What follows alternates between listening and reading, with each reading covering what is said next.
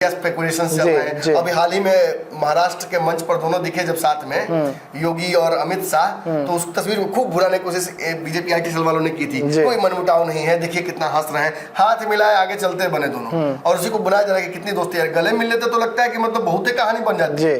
लेकिन निश्चित ही बीजेपी के इकोसिस्टम में, एक सिस्टम में कुछ ना कुछ जरूर चल रहा है। योगी के बढ़ते कद को छाटने की कोई कोशिश कहीं ना कहीं से हो रही है, जैसे मोदी की छाटने की कोशिश की गई थी। अब हाल के चुनाव में मोदी जी का मुंह देखने लगता है और उड़ीसा पर अधिकार है।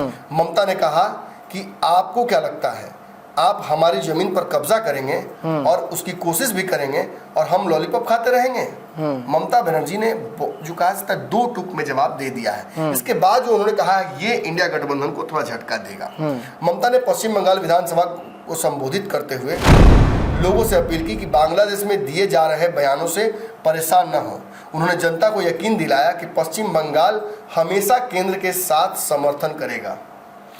ममता ने लोगों से कहा कि शांत रहें, स्वस्थ रहें और मन शांत बनाए रखें। ये जो बयान है ममता बनर्जी का कि बंगाल, जो वेस्ट बंगाल है, वो केंद्र के साथ खड़ा रहेगा, ये बहुत बड़ा झटका है। देखिए वेस्ट बंगाल का भी वही हाल है। वेस्ट बंगाल में भाजपा ये मानती है कि एक बहुत बड़ी जनसंख्या बाहर से आकर रहने लगी है, जो ज्यादातर लोग मुसलमान हैं उस तरफ से, वो ममता बनर्जी के कोर वोटर में कन्वर्ट हो गए हैं। ममता बनर्जी भी उनको संरक्षण देती हैं। बिल्कुल, इसी वजह से ममता की सरकार बन जाती है, ऐसा भाजपा के लोग कह रहे हैं। और इसी वजह से दोनों के बीच में जो अनरेस्ट है, आप देखते होंगे पूरे देश के चुनाव एक तरफ और बंगाल के चुनाव एक तरफ, तो फिर भाजपा जीत क्यों नहीं रही है?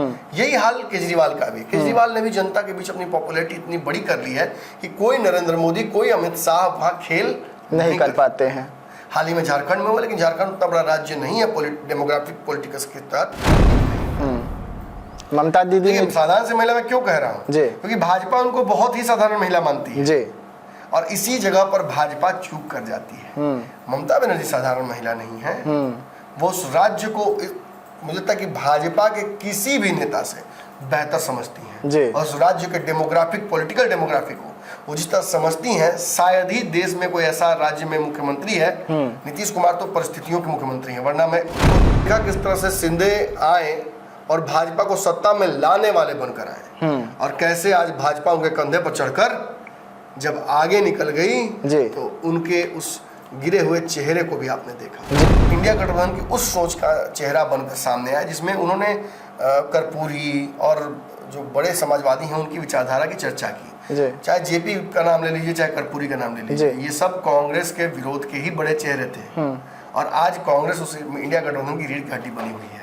नीतीश कुमार क्यों भागे इंडिया गठबंधन छोड़कर? ना कांग्रेस उनको PM का पद देने से हिचकती, ना कन्वेनर बना से हिचकती, ना वो छोड़ के भागते तो उन्हें भागना पड़ा। और यही कारण बना कि आज समाजवादी अखिलेश यादव ये कहते हैं कि नीतीश कुमार हमारे जैसे जेपी के ही शिष्य हैं, वो हाँ है सरकार में, हम तो कहेंगे वो साथ आ जाएं। ये चुनाव में मोदी जी का मुंह देखने लगता है कि नहीं रिजल्ट के बाद, और ऐसे ही योगी जी का भी मुंह देखने लायक होगा अगर गड़बड़ा गया तो उत्तर प्रदेश का चुनाव के बाद। तो उन्होंने क्या किया? देखिए, ममता बनर्जी ने कहा कि पश्चिम बंगाल उत्तर प्रदेश नहीं है जहां हम आपके टेलीकास्ट को बैन कर देंगे, लेकिन आप पश्चिम बंगाल और यहाँ के लोगों के हितों को ध्यान में रखकर काम करें। मीडिया से उन्होंने कहा अगर यहाँ हालत बिगड़ते हैं तो इससे आपको कोई फर्क नहीं पड़ेगा। ऐसा है, अगर बांग्लादेश में हालत खराब होते हैं। नमस्कार, देशनामा देख रहे हैं आप, जहां पर हम खबरों को अलग तरीके से चीर-फाड़ करते हैं और ये खबर देश की होती है और देश की खबरों पर विशेष नजर के साथ विशेष चीर-फाड़ होती है और चीर-फाड़ करते हैं हमारे संपादक डॉक्टर नमन मिश्रा। एक बार फिर मैं आप सभी दर्शकों को धन्यवाद करता हूं कि आपने पंचनामा के बाद देशनामा को इतना प्यार और आशीर्वाद दिया। लेकिन हम तमाम दर्शकों से यह भी अपील करते हैं कि इस वीडियो को, इस खबर को ज्यादा से ज्यादा शेयर करें ताकि उन लोगों तक पहुंच सके जो देश की असली खबर को देखना चाहते हैं, जो देश हित के लिए खबर देखना चाहते हैं और साफ सुथरी खबर देखना चाहते हैं। तो आज देशनामा में अहम खबर जिस पर हम करने जा रहे हैं चीर-फाड़, नीतीश के बाद एनडीए को नहीं बल्कि इंडिया को डबल झटका लगा है और मोदी के साथ खड़ी हो गई है ममता। हम इसी मुद्दे पर आज चीरफाड़ करेंगे और चीरफाड़ करने के लिए हमारे डॉक्टर नमन मिश्रा सर संपादक जुड़े हुए हैं। सर आज क्या है चीरफाड़ में? देखिए, भाजपा के लिए कुछ राज्य अब नासूर हो गए हैं जी। भाजपा उन राज्यों में चाह कर भी अपना हथकंडा इस्तेमाल नहीं कर पा रही जी। उन राज्यों को वो जीत नहीं पा रही है, उन राज्यों में सत्ता विस्थापित नहीं कर पा रही है। महाराष्ट्र एक बड़ा इसी नासूर का हिस्सा था जी। लेकिन हमने देखा किस तरह से उस पर सर्जिकल स्ट्राइक किया गया। अमित शाह, देवेंद्र फडणवीस और नरेंद्र मोदी, लोकल भाजपा नेताओं का एक ऐसा आरएसएस का मिलाकर सर्जिकल स्ट्राइक हुआ कि आपने देखा फिर से भाजपा देवेंद्र फडणवीस को महाराष्ट्र का मुख्यमंत्री बना ली। जी। शिंदे और पवार से होता हुआ ये पावर कैसे शिफ्ट हुआ भाजपा की तरफ, वो आपने देखा। जी। आपने देखा किस तरह से शिंदे आए और भाजपा को सत्ता में लाने वाले बनकर आए और कैसे आज भाजपा उनके कंधे पर चढ़कर जब आगे निकल गई तो उनके उस गिरे हुए चेहरे को भी आपने देखा। जी बिल्कुल। मुरझाए हुए चेहरे को भी आपने देखा। खैर, कुछ लोग कहते हैं आगे चल के नीतीश कुमार का भी हश्र होगा। जी। कोई बड़ी बात नहीं है नीतीश का भी हश्र हो जाए तो। जी। लेकिन केवल भाजपा बिहार को लेकर चिंतित नहीं है क्योंकि बिहार में देखिए किसी राज्य को जीत लेने का तरीका केवल एक ही नहीं है कि आप चुनाव कराइए और वहाँ सरकार बना लीजिए। जी। नहीं बनेगी तब क्या कीजिएगा? झारखंड में तो नहीं बनी, बिल्कुल, दिल्ली में तो नहीं है। उस राज्य में पॉलिटिकल टर्मोइल क्रिएट करके जो कि पर्दे के पीछे खेल होता है और अनस्टेबिलिटी क्रिएट करके या पोलराइजेशन करके पॉलिटिक्स में या फिर जो महाराष्ट्र में किया बैकडोर पॉलिटिक्स वो करके जी किसी तरीके से सरकार अपनी बना लेनी है। ठीक है, महाराष्ट्र एकमात्र एग्जाम्पल नहीं है। अब बिहार जहां बैठे हुए हैं यहाँ की भी कहानी वही है। जी। नीतीश कुमार 2020 के बाद तो हाथ छुड़ाकर भाग गए थे। जी। फिर कैसे वापस आ गए? वो तो इंडिया गठबंधन चले गए थे, वो तो इंडिया गठबंधन के प्रणेता बन गए थे, वो तो इंडिया गठबंधन के कन्वेनर बनने वाले थे। उन्हें तो राहुल गांधी, सोनिया गांधी और देश भर के सारे नेताओं ने ये जिम्मेवारी दे दी थी कि वो मोदी विरोध का सबसे बड़ा चेहरा बने। लेकिन नीतीश कुमार को साम दाम दंड भेद करके इंडिया गठबंधन में साम दाम लगाकर नीतीश कुमार को आज अपने पाले में कर लिया। नीतीश को अपने पाले में करके मोदी ने दो काम कर लिया। एक, केंद्र में अपनी सरकार बचाई। जी। बिहार एक बहुत महत्वपूर्ण राज्य था जो 12 सीटें यहाँ पर जीती है जदयू और जो 12 सीटें जीती है भाजपा और जो 5 सीटें चिराग पासवान जीते हैं, ये सीटें बहुत महत्वपूर्ण है। आज जब क्रंच सिचुएशन है, आज जब 400 के आंकड़े पर 300 तक भी नहीं पहुंच पाई, भाजपा अपने दम पर 200 तक पहुंचते पहुंचते लड़खड़ा गई। ये साबित करता है कि भाजपा अगर नीतीश को साथ लेके नहीं आती तो यहाँ तो नुकसान होता ही। अगर नीतीश इंडिया गठबंधन में होते तो वो अभी भाजपा को रोकने के लिए कई पैतरे बता चुके होते राहुल गांधी और देश भर के विपक्ष के नेताओं को। तो निश्चित ही मोदी ने महाराष्ट्र और बिहार में दो अलग अलग फॉर्मूले लगाकर अपनी सरकार बना ली। अब आगे चल हो सकता है नीतीश कुमार अपने स्वास्थ्य कारणों से या किसी कारण से भाजपा को दे दे या देवेंद्र फडणवीस वाला भी खेल हो जाए बिहार में अगले चुनाव में, कोई नहीं जानता है। तो ये सफल फॉर्मूला रहा, लेकिन टीस तो होगी ना। टीस इस बात की होगी, बंगाल में दाढ़ी बढ़ाकर गए थे, बंगाल में क्या कुछ नहीं किया नरेंद्र मोदी ने, तुरंत रविंद्रनाथ टैगोर का पूरा वेशभूषा पकड़ लिया था। लेकिन खेला होबे करते करते भी एक साधारण सी महिला से जीत नहीं पाई। ममता दीदी ने साधारण सी महिला मैं क्यों कह रहा हूँ, क्योंकि भाजपा उनको बहुत ही साधारण महिला मानती है और इसी जगह पर भाजपा चूक कर जाती है। ममता बनर्जी साधारण महिला नहीं है, वो उस राज्य को मुझे लगता है कि भाजपा के किसी भी नेता से बेहतर समझती हैं और उस राज्य के डेमोग्राफिक पॉलिटिकल डेमोग्राफी को वो जिस तरह समझती हैं, शायद ही देश में कोई ऐसा राज्य में मुख्यमंत्री है। नीतीश कुमार तो परिस्थितियों के मुख्यमंत्री हैं, वरना मैं उनको ये संज्ञा दे सकता था। देश भर में ऐसा दूसरा कोई मुख्यमंत्री नहीं है जैसा ममता बनर्जी है। शायद एक समय गुजरात में नरेंद्र मोदी ऐसे मुख्यमंत्री थे। तो ये आखिर हुआ क्यों? एक बहुत बड़े अनरेस्ट को, एक बहुत बड़े सेटलमेंट को बंगाल में, वेस्ट बंगाल में ममता ने स्क्वैश किया था और लेफ्ट की क्रांति को तबाह करके ममता ने वहां स्थान बनाया। कांग्रेस जो लेफ्ट और टीएमसी और किसके साथ नहीं जाना चाहती है, उसे बार बार उसकी औकात दिखाती हैं ममता बनर्जी। जब से कांग्रेस हुआ तब से औकात दिखाती रही हैं और भाजपा कितना भी प्रयत्न कर ले, कितना भी तैयारी करके आए, ममता बनर्जी यूपीएससी की तरह ऐसे सवाल दे देती हैं कि सारी तैयारी रखी रह जाती है भाजपा की। क्वेश्चन ही आउट बदल जाता है। आप लेके आते हैं तैयारी करके, सेट ए सेट बी रहता है, सेट डी रहता है, और यही भाजपा को चुनौती दे रहा है। एक और राज्य है दिल्ली, अरविंद केजरीवाल भाजपा को सटने नहीं दे रहे हैं। अरे 1 2 3 4 10 सीटें जीत जाना ही भाजपा की वहां जीत मानी जाएगी जी। लेकिन उतना भी नहीं जीतने दे रहे हैं। इसका कारण क्या है? देखिए, इन 2 राज्यों में बहुत समझे हुए, पढ़े लिखे और सुलझी हुई राजनीति करने वाले नेता हैं जी। आप ममता बनर्जी पर कोई भी आरोप लगा दीजिए, लोग कहते हैं ममता बानो है, कोई कहता है कि बांग्लादेशियों के संरक्षक हैं, जो भी आप आरोप लगा दीजिए, हिंदू विरोधी टैग लगाते हैं बीजेपी के। लेकिन अगर उस राज्य की जनता उन्हें वोट नहीं कर रही है तो वो जीत कैसे रही है? लोग कहते हैं ईवीएम हैक्ड है, फलाना ढिमकाना, तो फिर भाजपा जीत क्यों नहीं रही है? यही हाल केजरीवाल का भी। केजरीवाल ने भी जनता के बीच अपनी पॉपुलैरिटी इतनी बड़ी कर ली है कि कोई नरेंद्र मोदी, कोई अमित शाह वहां खेल नहीं कर पाते हैं। हाल ही में झारखंड में हुआ, लेकिन झारखंड उतना बड़ा राज्य नहीं है डेमोग्राफिक पॉलिटिक्स के तहत कि मैं उस पर बहुत चर्चा करूं। लेकिन ठीक है, भाजपा यहाँ भी मुंह की खाई है, और आगे चल के उत्तर प्रदेश का चुनाव भी भाजपा के लिए बहुत कठिन होने वाला है। तो आखिर भाजपा खेल कर क्या रही है?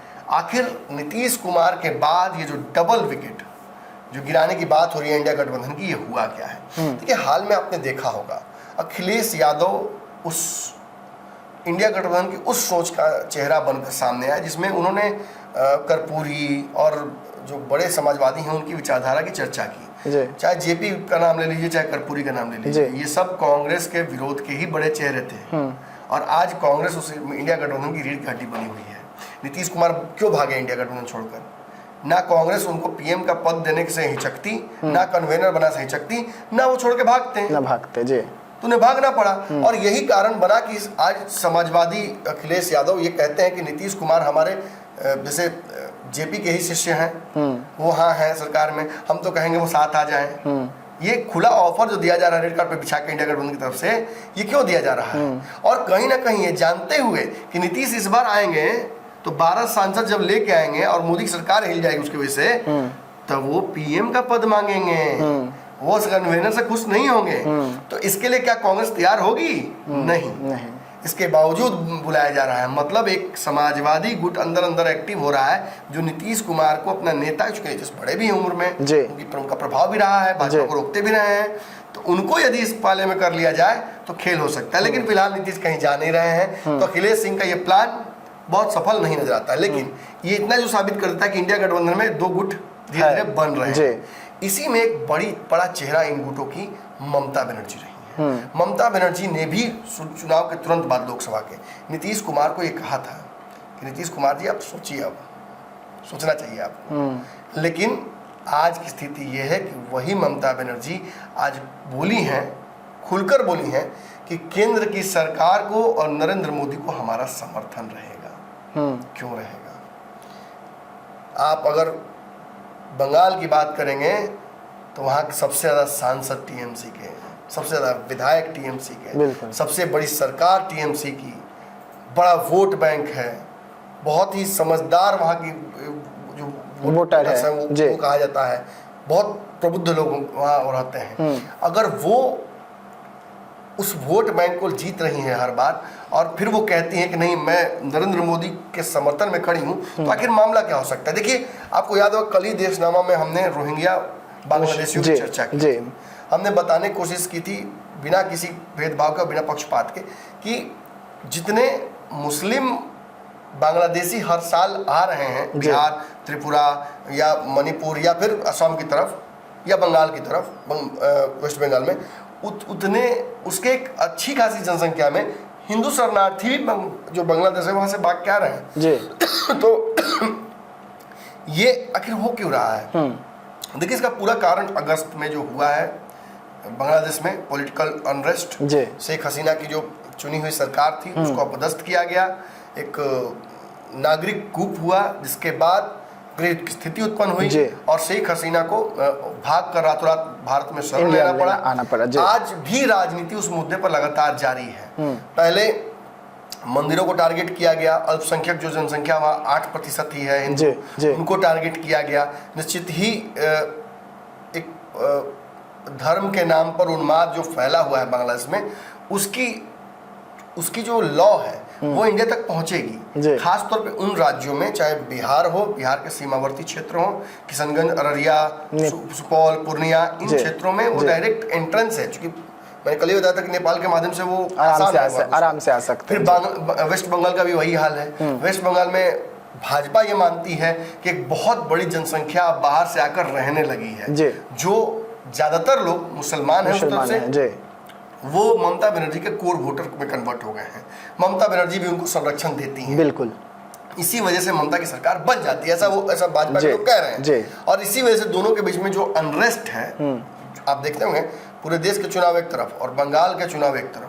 बंगाल में भाजपा और जब टीएमसी आपस में लड़ने की स्थिति में आती है तो लगता है कि कितना विकेट गिर जाएगा उसकी गिनती नहीं है। लगातार कार्यकर्ताओं की हत्या, मारपीट आपस में खूब होता है, और ये लगभग मतलब मिनी बांग्लादेश उसको कहा जाता है। हालांकि ये गलत है, अपने देश के किसी राज्य को इस संज्ञा देना बहुत गलत है, और चुनी हुई सरकार जहां हो वहां तो बिल्कुल ही ये सब कहना गलत होगा। बिल्कुल। लेकिन ऐसे में जो पूरा मामला है वो हुआ क्या है, आज ममता बनर्जी जब सपोर्ट करती हैं कि मैं करती हूं, केंद्र की सरकार के साथ मैं खड़ी हूं, उनके फैसले के साथ खड़ी हूं, मैं जो फैसला मोदी करेंगे उस फैसले पर उनके साथ खड़ी रहूंगी एकदम मजबूती के साथ, तो इससे इंडिया गठबंधन को डरना चाहिए। क्योंकि कल ही मैंने कहा था, याद होगा आपको देशनामा में, कि 10,000 वोल्ट का झटका देने की तैयारी मोदी कर रहे हैं और अमित शाह। ये बात ममता बनर्जी को भी पता चल गई है।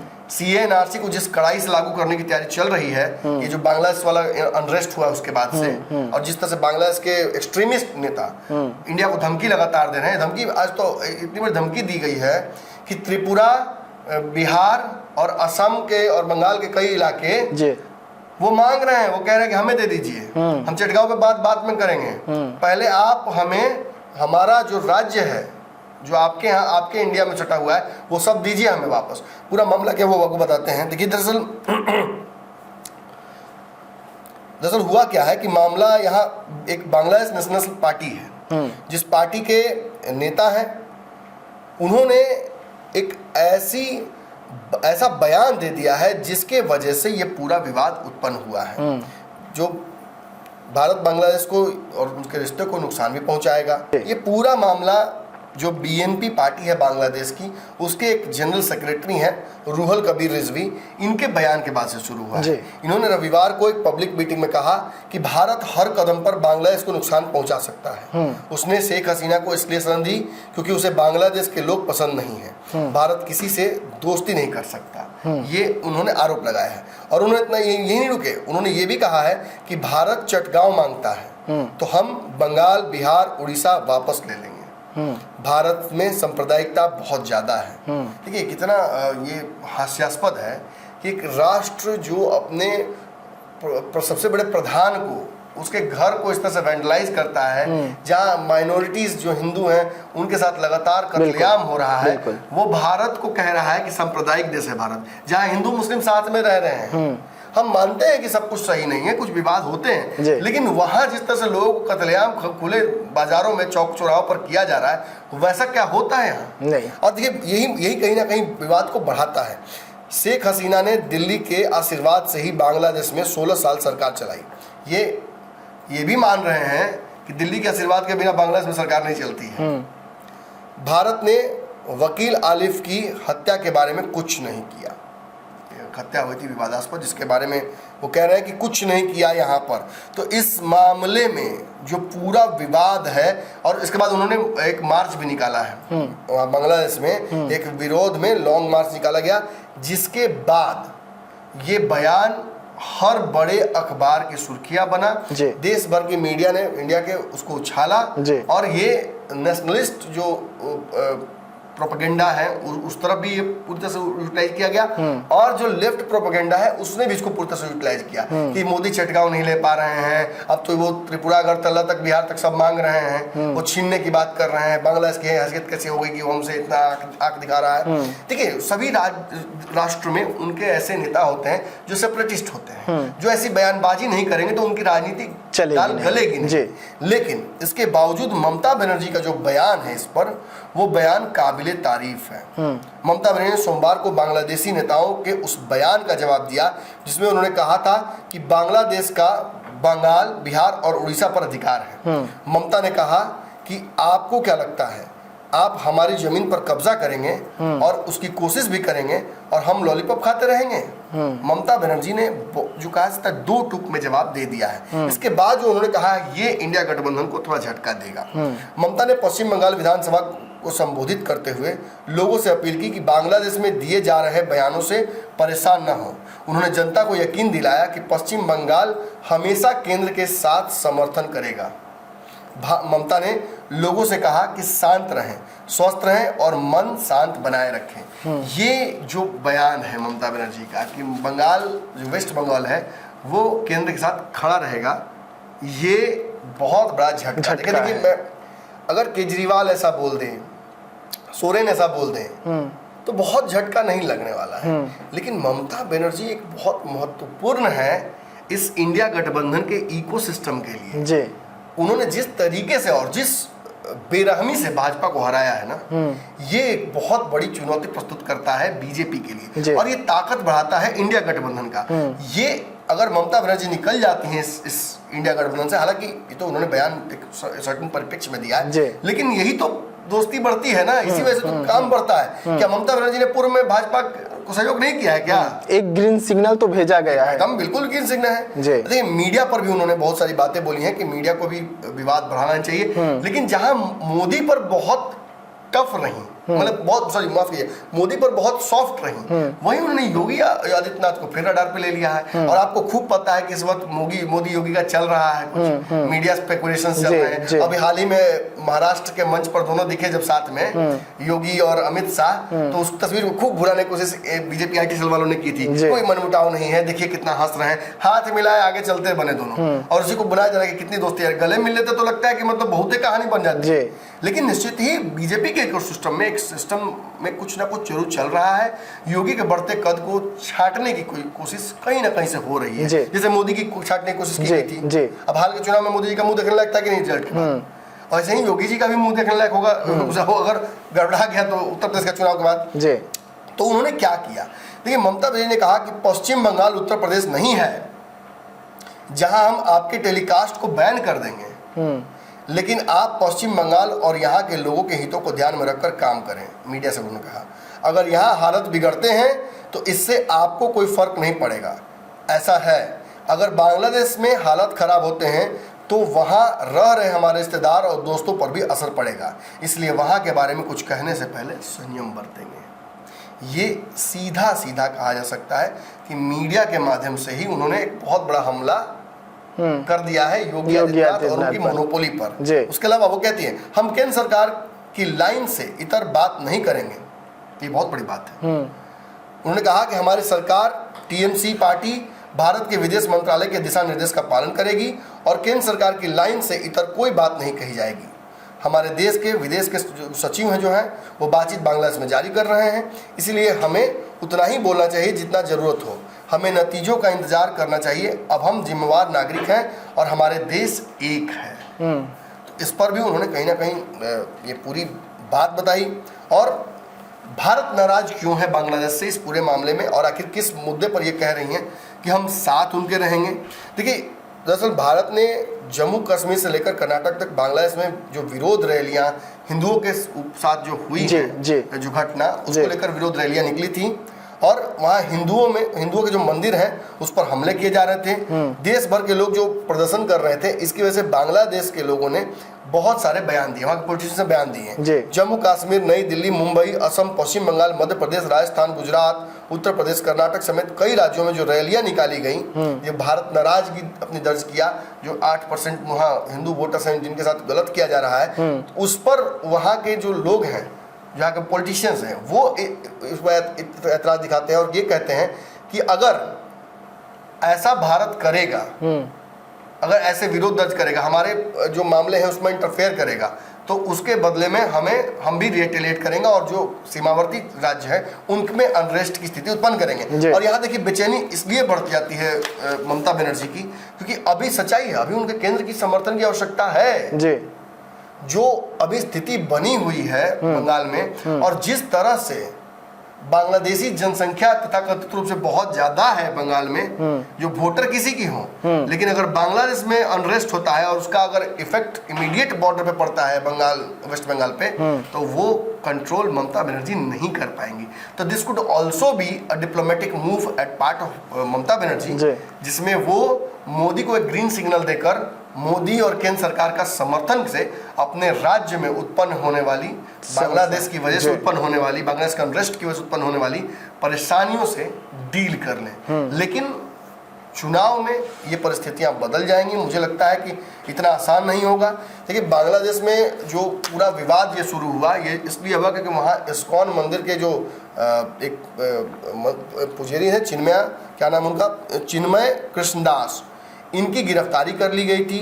हाल ही में ढाका के में इस्कॉन में जो एक प्रतिमा थी, उस प्रतिमा के सामने जो एक चौक था, उस चौक पर एक सनातन का झंडा लगाया गया था।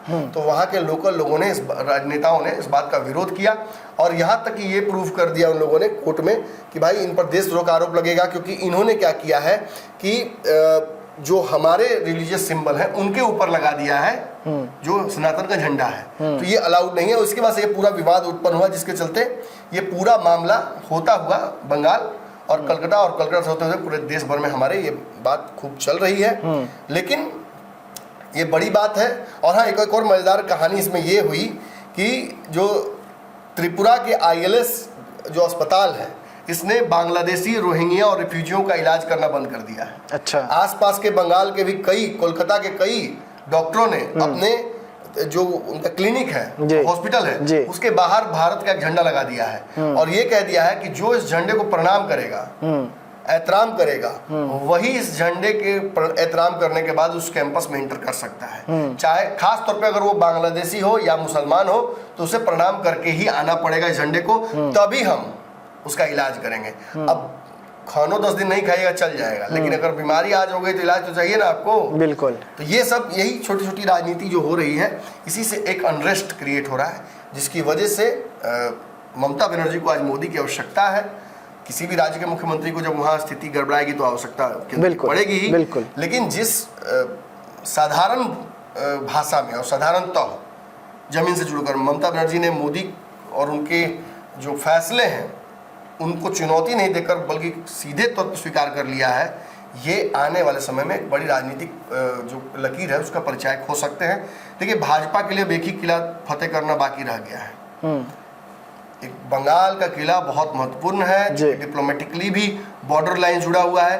तो अगर ममता बनर्जी को अपने पक्ष में कर लेते हैं नीतीश कुमार की तरह, तो भाजपा अजेय हो जाएगी। जी देखिए, देशनामा देख रहे थे आप, जहां पर नीतीश कुमार के बाद इंडिया को डबल झटका लगता हुआ नजर आ रहा था और ममता बनर्जी जो इस वक्त खूब सुर्खियों में है, वो ममता बनर्जी का सुर अब मोदी के सुर से मिलने लगे हैं और सीधा ममता दीदी के ओर से ग्रीन सिग्नल दिया गया है कि केंद्र के तमाम नीतियों के समर्थन में हम हैं, हम केंद्र के साथ हैं और मोदी जी के साथ हैं। वैसे में सवाल अब उठ रहे हैं, जिस तरीके से नीतीश कुमार ने इंडिया गठबंधन बनाया, विपक्ष के नेताओं को एक किया, लेकिन सबसे पहले नीतीश जी ने ही इंडिया गठबंधन को छोड़कर बाहर निकले, तो क्या अब ममता दीदी की बारी है? ऐसे ही देशनामा में कल फिर हम हाजिर होंगे, एक और देश के महत्वपूर्ण खबर पर विश्लेषण करेंगे और विश्लेषण में हमारे डॉक्टर नमन मिश्रा संपादक जो है वो फिर से साथ होंगे। तो ऐसे तमाम खबरों के लिए रहिएगा आप, दीजिएगा इजाजत, धन्यवाद।